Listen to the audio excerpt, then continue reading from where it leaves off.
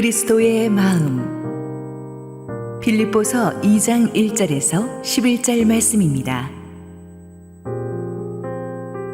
그러므로 그리스도 안에 무슨 권면이나 사랑의 무슨 위로나 성령의 무슨 교제나 긍휼이나 자비가 있거든 마음을 같이하여 같은 사랑을 가지고 뜻을 합하며 한 마음을 품어 아무 일이든지 다툼이나 허영으로 하지 말고 오직 겸손한 마음으로 각각 자기보다 남을 낮게 여기고 각각 자기 일을 돌볼 뿐더러 또한 각각 다른 사람들의 일을 돌보아 나의 기쁨을 충만하게 하라.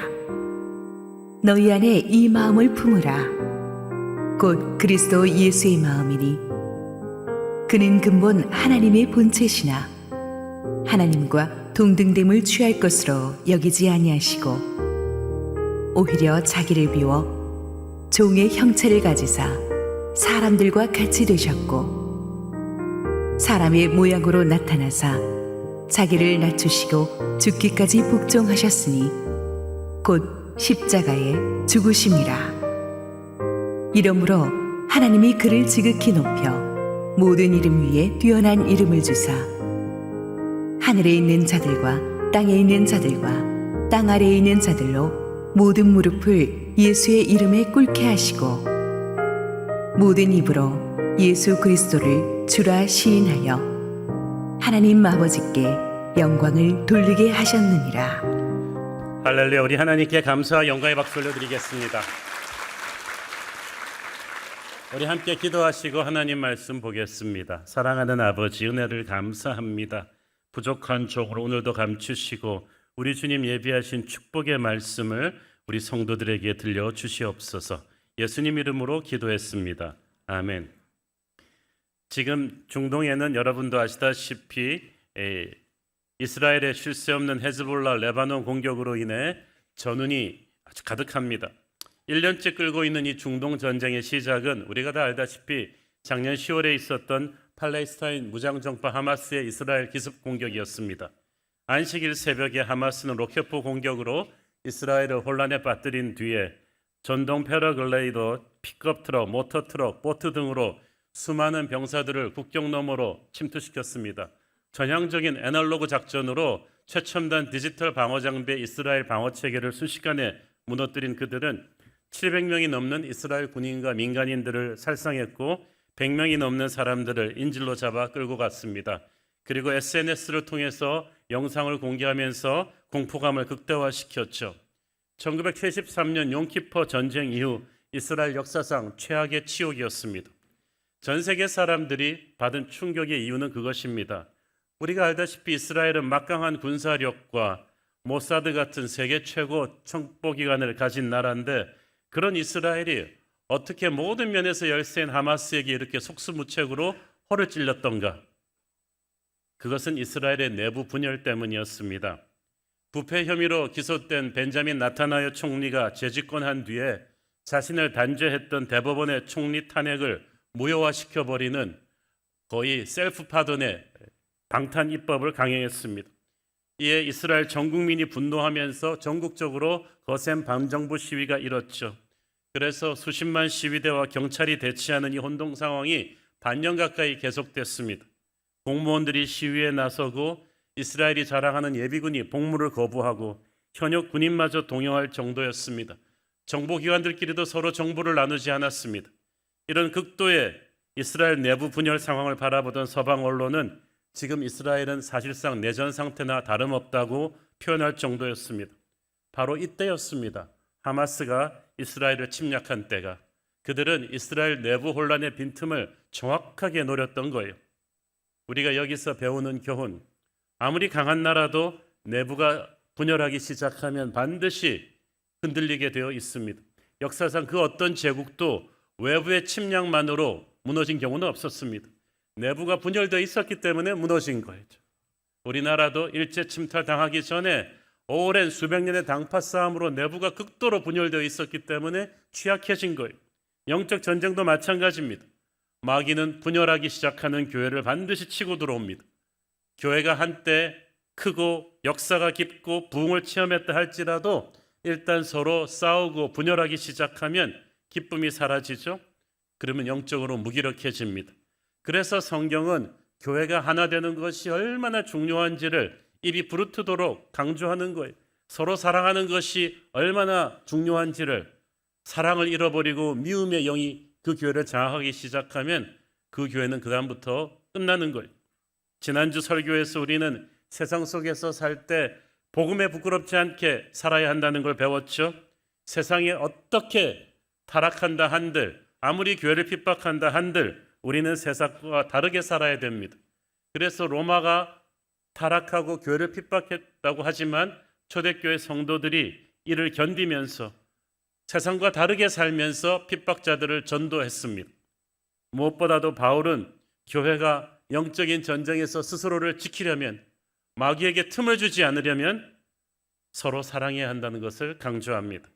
하마스에게 허를 찔렸던 이스라엘처럼 교회가 분열하면 마귀의 공격에 그대로 노출되게 되죠. 당시 빌립보 교회 안에 이런 분열의 조짐이 보이고 있었습니다. 다른 곳도 아닌 빌립보 교회가 이렇게 흔들린다는 사실을 바울은 믿을 수가 없었어요. 바울이 개척한 많은 교회들 중에 빌립보 교회는 특히 마음속에 품은 옥동자와도 같은 교회였습니다.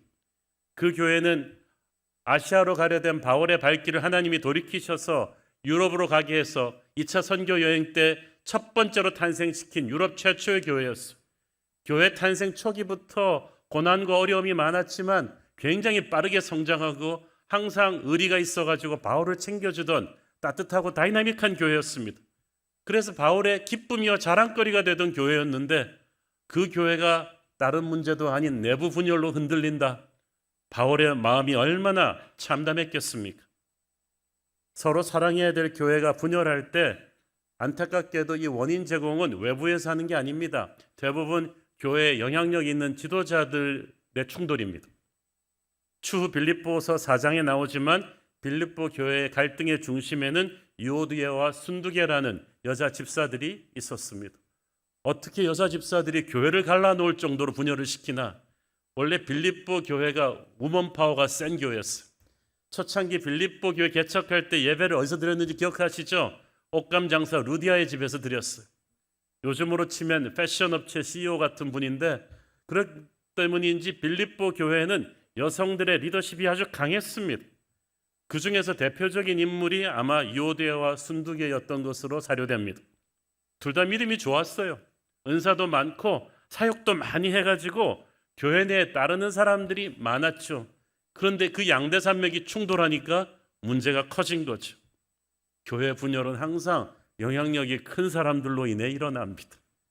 교회에서 영향력이 크신 분들 조심하세요.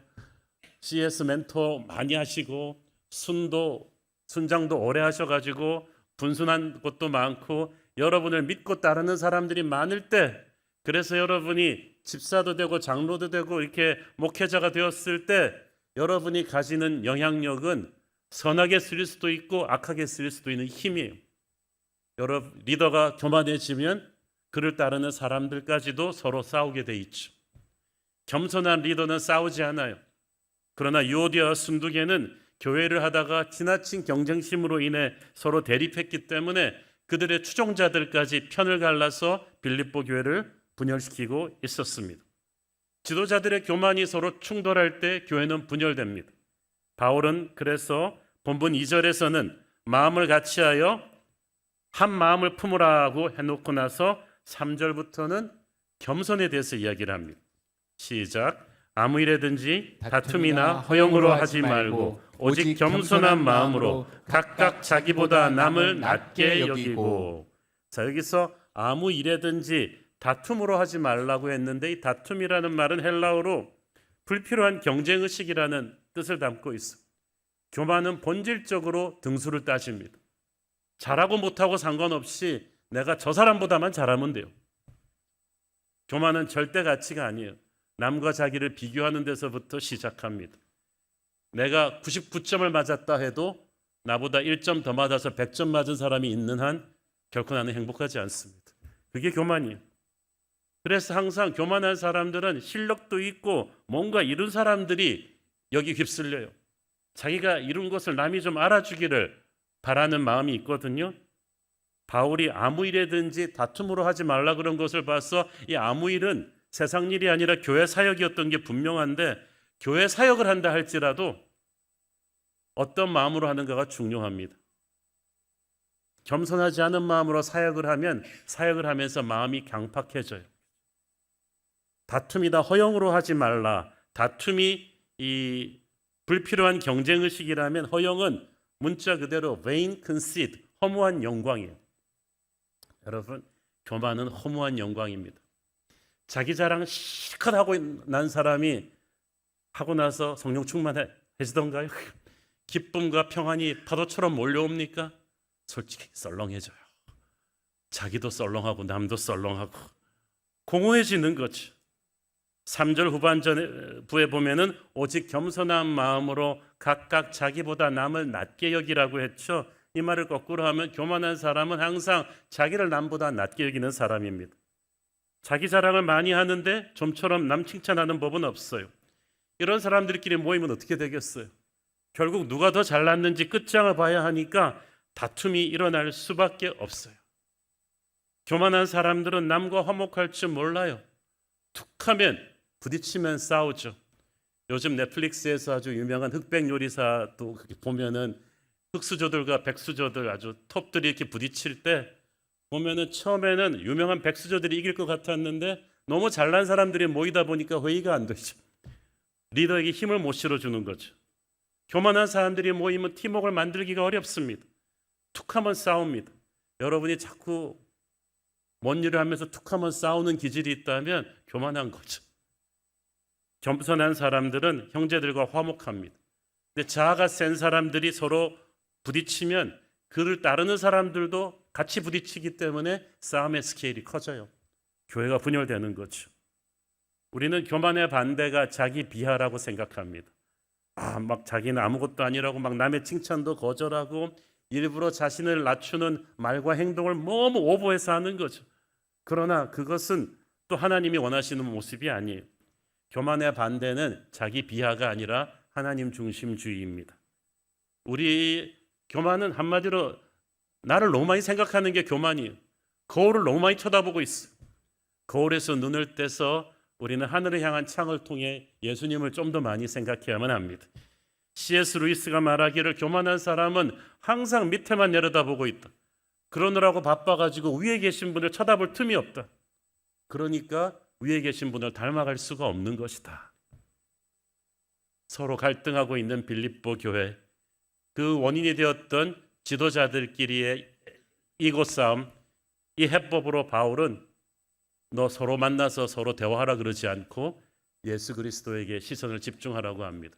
우리가 다 알고 있는 예수의 성육신과 십자가와 부활이 어떤 의미인지를 이 겸손의 시각에서 다시 한번 재조명하자고 합니다. 많은 사람들이 조금이라도 높은 자리에 오르고 싶어서 출세하고 싶어서 안달을 합니다. 그 이유는 단순히 연봉이 올라가기 때문은 아닐 거예요. 높은 자리에 오르면 그만큼 우리한테 잔소리하는 사람 줄어들고 우리 마음대로 휘두를 수 있다고 생각하기 때문일 거예요. 내가 그 자리에 가면 내가 좀 뭔가 바꾸어 볼 거야. 착각이에요. 한 은퇴한 미국 대통령이 말하기를 사람들이 미국 대통령을 가리켜서 세상에서 제일 파워풀한 사람이라고 하는데 나도 그렇게 생각했는데 내가 대통령이 되면 역사를 바꿀 수 있을 거라 생각했는데 내가 이 자리에 와보니까 얼마나 대통령이 제약이 많은지를 깨달았다. 진짜로 오히려 할 수 있는 게 없더라는 거죠. 툭하면 야당이 반대하죠. 언론이 막 질타하죠. 여론 눈치 봐야죠. 그래서 대통령이 실제로 얼마나 무기력한지를 깨달았다는 거예요. 사람들은 하나님이 전능자이시기 때문에 하나님이 마음껏 힘을 휘두르시면서 하고 싶은 대로 막 하신다고 생각을 합니다. 마치 마블 영화에 나오는 초능력 슈퍼히어로들처럼 말이죠. 그런데 오늘 빌립보서 말씀은 하나님 되신다는 것이 우리의 생각과는 전혀 다른 것임을 가르쳐주죠. 6절 7절 읽습니다. 그는 근본 하나님의 본체시나 하나님과 동등됨을 취할 것으로 여기지 아니하시고 오히려 자기를 비워 종의 형체를 가지사 사람들과 같이 되셨고, 이 말을 헬라어 원문으로 다시 번역해서 쉽게 설명한다면 이렇습니다. 예수님은 하나님 자체이심이 분명했다. 그런데도 하나님으로 누릴 수 있는 모든 특권을 포기하시고 사람이 되셔서 종같이 우리를 섬기러 오셨다는 뜻이에요. 하나님의 본질은 내 마음대로 휘두르는 게 아닙니다. 하나님의 본질은 모든 것을 포기하고 나눠주는 거죠. 성경에서 가장 많이 나오는 동사는 사랑한다예요. 그리고 하나님이 주어로 나옵니다. 두 번째 많이 나오는 동사는 준다예요. 그것도 하나님이 주어입니다. 진짜 사랑하면 그 사람에게서 내가 뭔가를 쟁취하려 하지 않고 주게 돼 있어. 남한테 뭘 줘본 적이 없는 사람은 사랑한 적이 없는 사람이에요. 그러면 행복할 것 같지만 모으기만 하고 쌓아놓기만 하고 흘려보내지 않는 사람은 불행합니다. 그것이 마귀의 영이에요. 그러나 하나님의 영은 사랑입니다. 사랑하면 계속 주고 싶어지죠. 하나님은 우리에게 끊임없이 주신 분이세요. 아름다운 천지 만물도 주시고 성막도 주시고 만나도 주시고 구름기둥 불기둥도 주시고 주고 또 주다 못해 하나뿐인 아들의 생명까지 십자가에서 내어주신 그런 분이십니다. 아들의 탄생은 어떤 것이었습니까? 전능하신 하나님께서 인간의 육체를 입으시고 제한된 3차원의 공간 속에 일부러 들어오셔서 갇히신 거예요. 이 고통은 엄청난 거예요. 특히 7절에서 보면은 자기를 비우셨다, 비웠다는 말을 잘 이해해야 되는데 이 자유주의 신학자들이 이 단어를 잘못 해석해가지고 예수님은 이 땅에서 계셨을 때는 하나님이 아니시고 그냥 인간이셨다는 논리를 폈어요. 자기를 비웠으니까. 그러니까 인간이신 예수님은 실수하실 수도 있고 실언하실 수도 있고 죄 지을 수도 있다는 거예요. 그러나 그건 잘못된 해석이죠. 여기서 예수님이 잠시 내려놓으신 것, 비우신 것은 외형적으로 드러난 하나님의 모습이지 본질은 아닙니다. 여러분, 제가 양복 벗고 운동복 입는다고 해서 한옥 목사가 딴 사람 되겠습니까? 하나님께서 영광의 모습을 잠시 벗으시고 인간의 육체를 입으셨지만 그는 이 땅에서도 하나님이셨어요. 이 사실을 확증시켜주는 또 중요한 이 증거가 6절에서는 근본 하나님의 본체시라는 것이 없는데 7절에서는 종의 형체를 가지셨다고 그랬잖아요. 그런데 그 두 단어가 헬라어로 똑같은 단어예요. 모르페라는 본질의 그 자체예요. 그 말은 6절에서 예수님은 완전한 하나님이시고 7절에서 예수님은 완전한 인간이셨다. 이걸 성육신이라고 하는 거예요. 자, 여러분, 이 사실이 왜 중요하냐 하면 예수님께서는 이 땅에 계실 때도 완전한 하나님이셨기 때문에 천국에서 누리셨던 영광의 기억이 생생한 거예요. 그랬기 때문에 이 땅에서 받았던 고통이 정말 큰 거예요. 자, 여러분, 오래전 어떤 영화에서 제가 이걸 봤어요. 한 왕국의 왕자가 전쟁터에서 난전 중에 큰 부상을 입었습니다.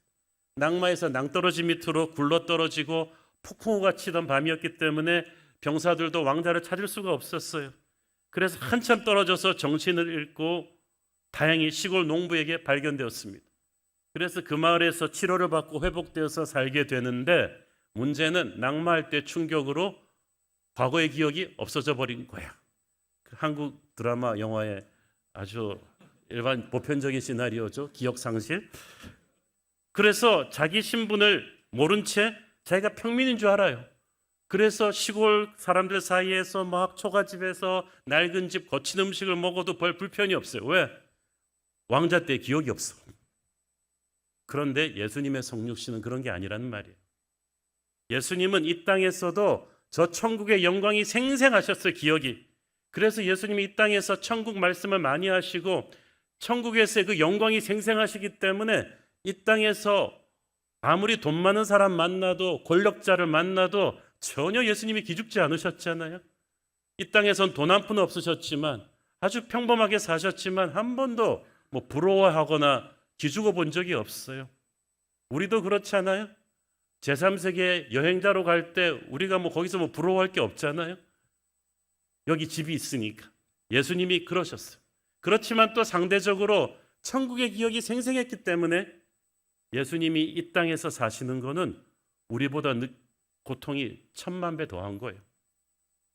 미국을 상징하는 동물 흰머리 독수리 한 번쯤은 사진에서 보신 기억이 있죠?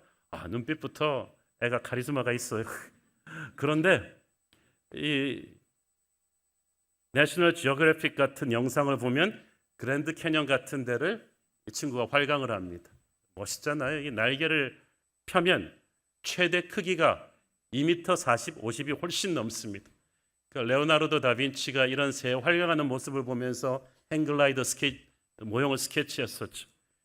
그런데 사냥꾼들의 말에 의하면 이 멋진 흰머리 독수리를 잡아가지고 좁은 우리에다 가두어 놓으면 아무리 모이를 잘 준다고 해도 2주 내지 한 달을 못 버티고 죽는 경우가 대부분이래요. 그 중에서 그래도 좀 살아남는 아이들은 동물원에 또 가서 사람들의 구경거리가 되지만 동물원에 간 독수리들도 그렇게 오래 살지는 못하고 죽는다고 합니다. 왜 그렇겠어요? 하늘의 왕자인 독수리는 그 넓은 날개를 펼치고 천지를 누비고 창공을 누벼야지 살게 돼 있는 거죠. 근데 그의 자유를 뺏고 그를 하늘로부터 추락시켜서 땅에 가두어 놓는다? 아무리 먹을 걸 많이 준다고 해도 그거는 하늘의 왕자로서의 그의 위엄을 뺏는 거죠.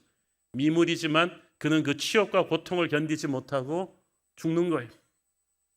미물인 독수리도 그럴진데 온 우주에 그 임재가 가득하신 하나님께서 숨결 하나로 홍해를 갈라버리시고 그 수백 광년의 은하계를 다 누비시는 그 하나님께서 이 낮고 낮은 땅 위에 인간의 몸을 입으시고 3차원의 시간과 공간에 갇히신다.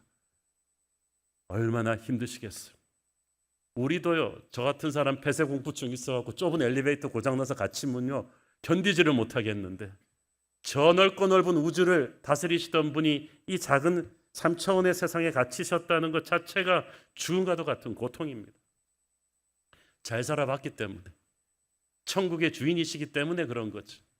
올여름 우리 아울리치 팀들이 많이 갔다 온 중에서 제일 열악한 곳이 인도네시아 니아스 섬이었어요. 거기 다녀오셨던 분들 말을 들으니까 거기서는 화장지도 없고 화장실도 너무 열악해서 샤워 시설에서 논물이 나오는데 그나마 물이 부족한 걸 나눠서 씻어야 되고 손으로 밥을 먹어야 되고 돗자리 위에서 잠을 자야 되는 그런 상황이었다는 거죠. 그런데 거기 갔다 온 팀이 제일 은혜를 받고 왔어요. 왜? 여러분이 예수님의 성육신의 고통을 1000분의 1이나마 느껴보고 온 거죠. 인간이 인간을 볼 때도 잘 살다가 못 살기 정말 어렵습니다. 정말 어렵습니다. 아파트 평수만 줄어도 어려운데 그 멋진 천국에 사시던 거룩하신 하나님이 보좌를 버리고 이 땅에 오셨다. 찬송가 가사처럼 저 낮고 높은 별을 넘어 이 낮고 낮은 땅 위에 추락했다. 크리스마스가 우리는 좋지만 예수님한테는 엄청난 이 고통의 시작이었어요. 그게 겸손이라는 거예요. 겸손은 나의 수준을 포기하고 스스로 추락하는 거예요. 예수님의 겸손은 성육신에서 끝나는 게 아니라 거기서 더 내려가세요. 8절 사람의 모양으로 나타나사 자기를 낮추시고 죽기까지 복종하셨으니 곧 십자가에서 죽으십니다. 인간들 세상에서의 죽음 중에서도 십자가형은 가장 잔인한 형벌이에요. 로마가 카르타고에서 배워온 처형법인데 제수를 벌거벗긴 채 죽도록 채찍으로 때리고 두 손과 발에 못을 박고 떼약볕 밑에 매달아 놔가지고 서서히 질식사시키는, 그래서 십자가에 매달린 사람은 1000번을 죽었다 할 정도로 고통스럽습니다. 그래서 로마의 시인 키케로는 로마 시민이라면 절대 저런 치욕스러운 죽음을 안겨선 안 된다. 그래서 로마 시민은 절대 십자가형으로 처형하지 않았어요. 가장 비참한 노예들만 저렇게 죽였어요. 예수님은 노예의 죽음을 당하신 거예요. 더 이상 내려갈 수가 없을 만큼 내려가신 것. 십자가 죽음은 성육신과 더불어 하나님이 정말 하나님으로서 누릴 수 있는 모든 권리를, 아니 인간으로서 누릴 수 있는 권리마저도 포기하신 사건이죠. 수백억짜리 저택에 살던 부자가 한 평도 안 되는 고시총 단칸방으로 추락하는 것보다 더한 희생이죠. 권리 포기는 정말 어렵습니다.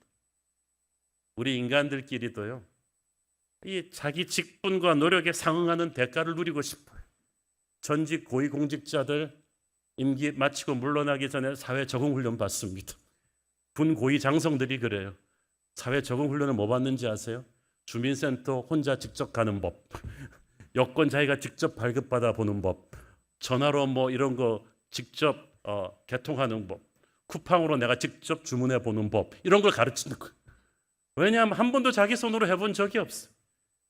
제가 크리스천 CEO 프로그램을 담당자로 있었을 때 그 30대 목사 시절에 전직 국회의원들 또 CEO들 이런 분들 모시고 일본 쪽과 크리스천 CEO 국제 포럼을 할 때 동경에 간 적이 있습니다. 부부 동반해서 갔는데 짐들이 나오는데 아무도 안 움직여. 보니까 전부 다 한 번도 해본 적이 없어요. 여자분들이 하고 있더라고요. 제가 그래서 이 장로님들 한때 쟁쟁했던 분들을 팔을 잡고 장로님 꺼내주세요. 저거 잡고 꺼내야 돼. 이거 아무도 꺼낼 사람 없습니다. 장로님이 안 꺼내면 계속 돌아갑니다. 그래가지고 그 기라성 같은 전직 고위 장성들, 장관분들, 국회의원분들을 다 떠밀어 가지고 자기 짐 꺼내게 하는 것도 힘들었어. 엘리베이터를 탔어요. 안 움직여요. 아무도 안 눌러. 자기가 눌러본 적이 없어요. 근데 제가 그때 그걸 깨달았어요. 이분들이 교만해서라기보다는 그 익숙해져 버린 거죠. 내 수준에 맞는 대접을 받는데 너무 익숙한 나머지 낮춰본 적이 없어요. 그러니까 불행해요. 나 정도면 어디 가서 이 정도 대우는 받아야지 하는 기준치가 있는데 이게 충족이 안 되면 자존심이 상하는 거.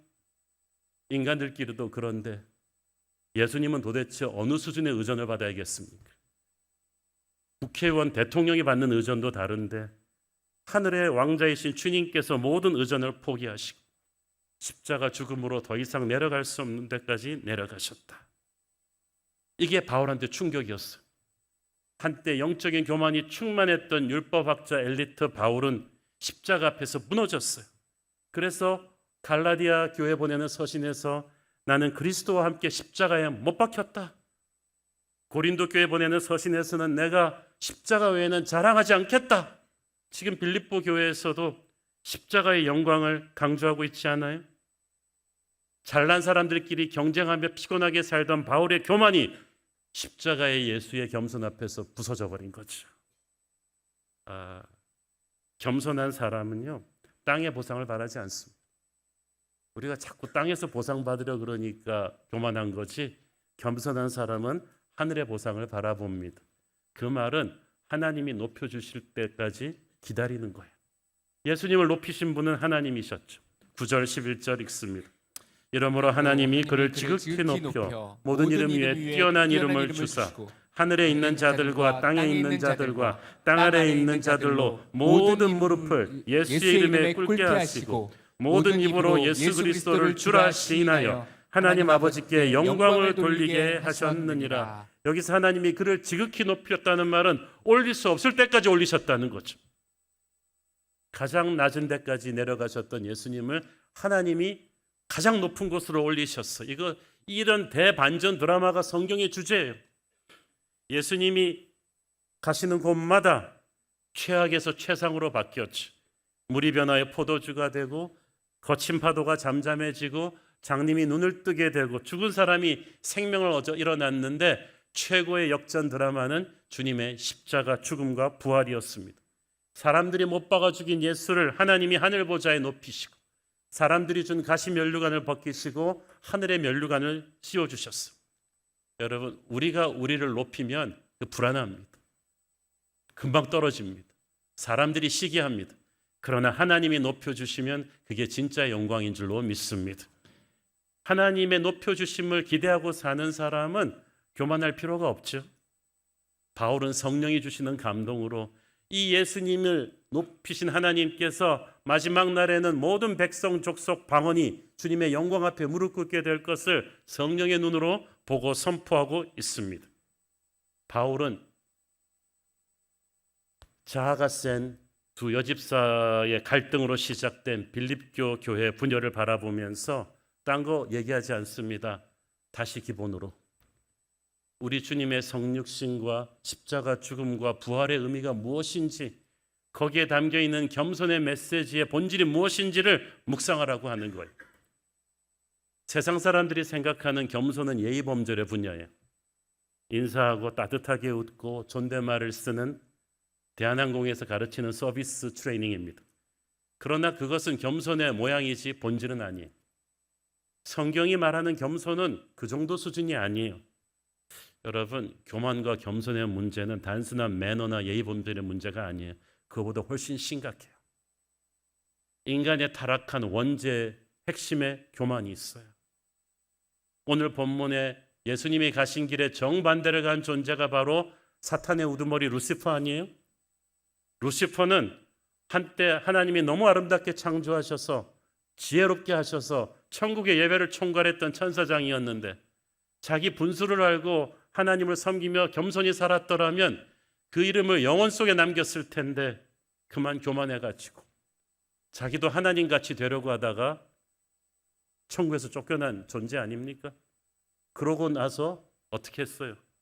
하나님의 형상대로 만드신 인간에게도 가서 자기를 무너뜨렸던 교만을 주입한 거죠.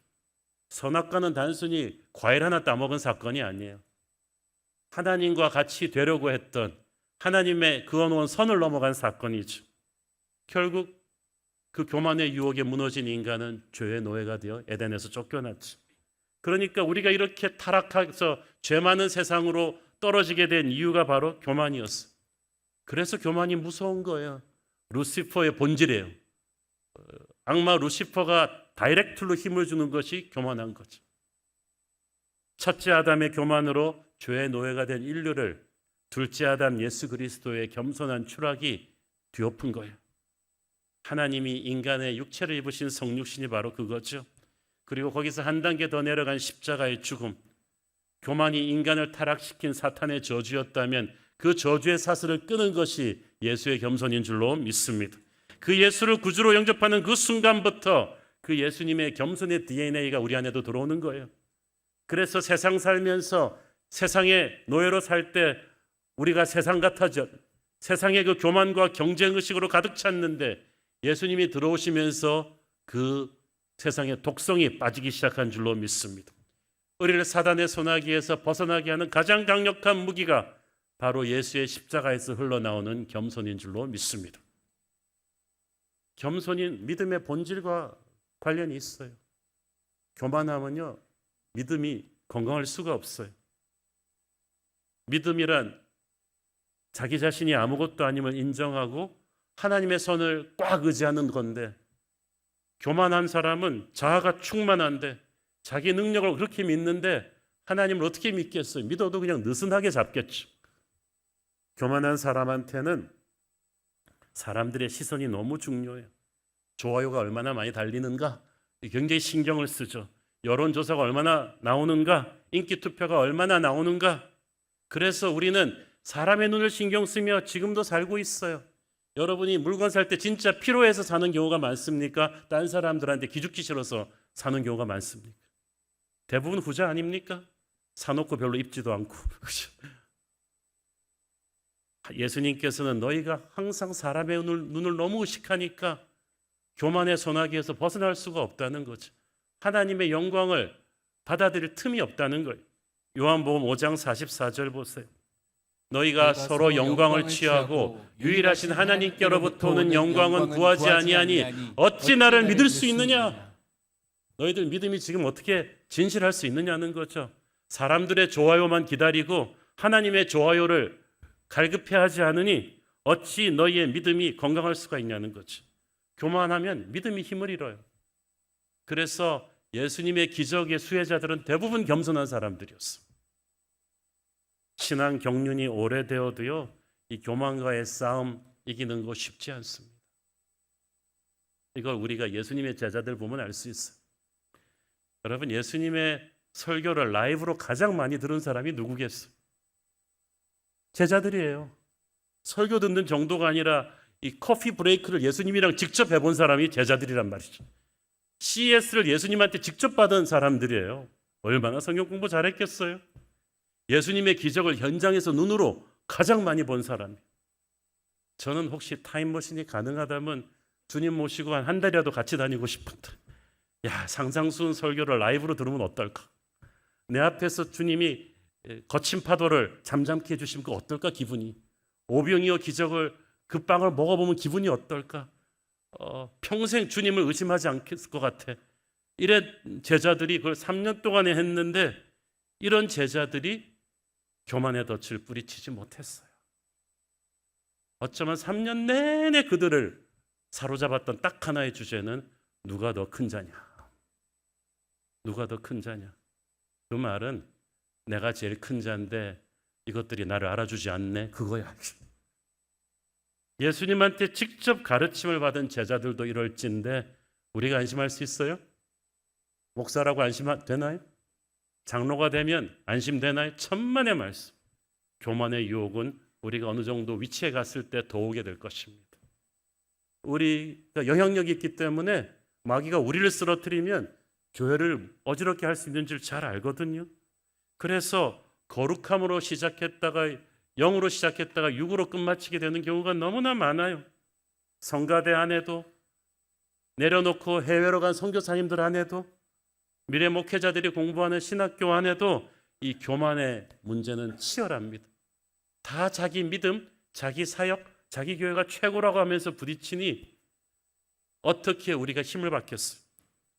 하나님의 교회가 교회되게 하는 데 있어서 가장 중요한 것은 겸손입니다. 특히 지도자들의 겸손. 성경에 보면은 작은 자, 약한 자, 남은 자, 부족한 자라는 말이 굉장히 많이 나옵니다. 우리 모두가 한때 작은 자, 약한 자였다는 걸 깨달아야 돼요. 하나님의 은혜로 이만큼 됐지 다 우리 처음에는 형편없었잖아요. 한국 교회가 처음에 얼마나 가난하고 얼마나 약한 자였는지를 기억해야 돼요. 지금 이렇게 큰 교회들이 많고 한국이 잘 살게 되었다고 우리가 너무 금방 교만해진 거죠. 영향력 있는 위치에 갈수록 우리는 작은 자의 마음을 가져야 돼요. 사실 담임 목사인 제가 가장 가슴에 새겨야 될 설교죠. 주님 사랑의 팔로 날 잡아주지 않는다면 나는 한순간도 살 수 없습니다라는 겸손한 절박감을 우리는 항상 가슴에 새기고 살아야 될 줄로 믿습니다. 하나님의 일을 하면서 자기도 같이 영광받겠다? 거기서 무슨 은혜가 있겠어요? 우리가 예수님처럼 낮아져야 주의 영광이 드러나죠. 우리가 이 리더십에서는 누구를 나의 큰 바의 얼굴로 삼느냐, 누가 나의 롤 모델이냐가 중요합니다. 예수님이 우리의 영원한 롤 모델이십니다. 바울은 그 예수님의 다시 보라는 거죠. 그분의 성육신이 어떤 의미였는지, 십자가가 어떤 의미였는지 조금 잘났다고 교만해서 싸우는 빌립보 교회 지도자들아, 우리의 주인이신 예수님 좀 다시 생각하자. 교회가 교만의 영이 조금 올라오기 시작하면, 분열이 있기 시작하면 우리는 back to Jesus, 예수님을 다시 보기 시작해야 됩니다. 주님을 다시 연구해야 됩니다. 여러분, 선택의 여지가 없을 때는 그건 무기력한 거지 겸손한 게 아니에요. 사업이 망했으니까 집을 줄여서 가는 건 당연하잖아요. 그러나 선택의 여지가 있는데도 내려놓는 건 그게 겸손이죠. 예수님은 이 땅에 오셨다고 해도요, 거대한 제국의 왕자로 왕궁에서 잘 태어나실 수도 있었어요. 그러나 정말 작은 나라 이스라엘, 그 중에서도 정말 작은 마을 베들레헴의 말구에서 나시고 번듯한 예루살렘 대도시 출신일 수도 있었지만 시골의 나사렛 몫으로 사시다가 공생에 시작하셨습니다. 그분은 완전 흙수저의 삶을 일부러 선택한 거예요. 그리고 늘 소탈하시죠. 사람은요, 그 사람의 진짜 됨됨을 보려면 그 사람이 모든 것을 잃었을 때, 또 그 사람이 모든 것을 가지게 되었을 때 보면 압니다.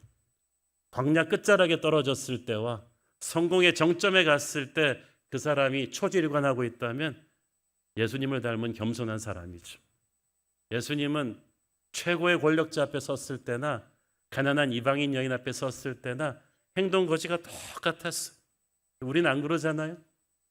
우리는 강자 앞에 가서는 비굴하고 약자 앞에 가서는 자랑질하고, 그러나 이걸 바꿔야 된다는 거죠. 예수님은 천국의 주인이십니다. 그리고 교회의 주인이십니다. 그러므로 이 땅의 교회는 천국을 연습하는 곳이, 여러분, 천국의 문화와 언어와 가치관을 좀 연습을 하고 가야지 우리는 거기서 영원히 살 건데 완전히 다른 문화로 살다 가시겠어요? 교회는 그래서 천국의 코드가 가득한 곳입니다. 겸손의 영이 가득해야 돼요.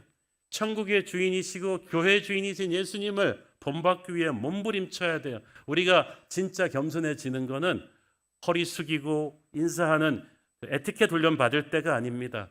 우리가 진짜 겸손해지는 때는 내 안에 예수께서 충만하실 때예요. 예수께서 내 안에 충만하실 수 있도록 우리는 끊임없이 주님과 교제해야 되는 줄로 믿습니다. 5절에 그리스도 예수의 마음을 품으라는 게 바로 그 뜻이에요. 품으라는 말이 현재 진행형이거든요. 예수 그리스도를 계속해서 묵상하라는 뜻이죠. 그분과 시간을 보내라는 거죠. 예수님은 말씀하셨습니다. 나는 마음이 온유하고 겸손하니 나의 멍에를 메고 내게 배우라. 의도적으로 시간을 내라. 이 바쁜 세상 속에서 나와 교제하는 시간, 나의 말씀을 먹는 시간을 너희들이 의도적으로 확보해야 된다는 거죠.